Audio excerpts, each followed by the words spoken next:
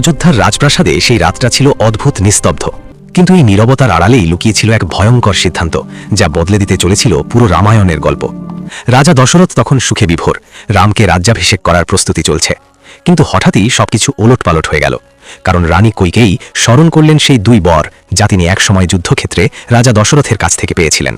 প্রথম বর তার পুত্র ভরত হবে অযোধ্যার রাজা, দ্বিতীয় বর রামকে যেতে হবে 14 বছরের বনবাসে। এক মুহূর্তে আনন্দে ভরা প্রাসাদ ঢেকে গেল শোকের ছায়ায়। রাজা দশরথ ভেঙে পড়লেন, কিন্তু রাজধর্মের বাঁধনে তিনি ছিলেন অসহায়। আর রাম, তিনি একবারও প্রশ্ন না করে শান্ত মুখে মেনে নিলেন এই নিষ্ঠুর সিদ্ধান্ত। সীতা ও লক্ষ্মণও সঙ্গ নিলেন সেই অজানা পথের দিকে। শুরু হলো এক দীর্ঘ বনবাস, যা শুধু এক নির্বাসন নয়, বরং এক মহাকাব্যের সূচনা। কিন্তু প্রশ্নটা আজও রয়ে গেছে, কৈকেয়ীর এই সিদ্ধান্ত কি শুধুই মাতৃত্বের জয়, নাকি ভাগ্যের এক নিষ্ঠুর খেলা যা ইতিহাসকে চিরদিনের জন্য বদলে দিয়েছিল? কিন্তু ভাবুন তো, যদি সেই দুই বর কখনো চাওয়া না হতো, তাহলে কি রামায়ণের এই মহাকাব্য জন্ম নিত?